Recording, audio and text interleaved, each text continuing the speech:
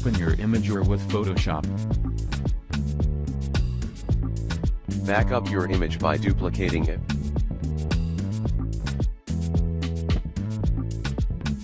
Add black and white adjustment. Using the quick selection tool, select the fabric you want to change.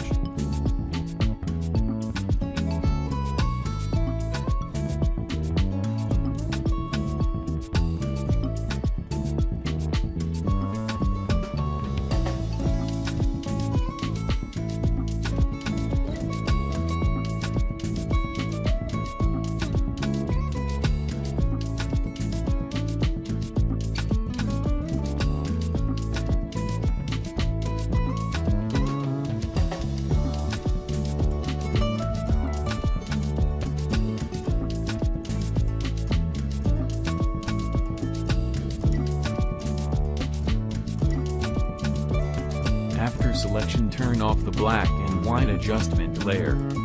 Now select the hue and saturation.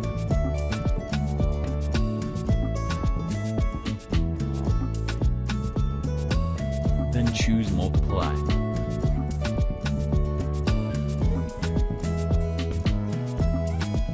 Adjust the slider to your preferred color choice.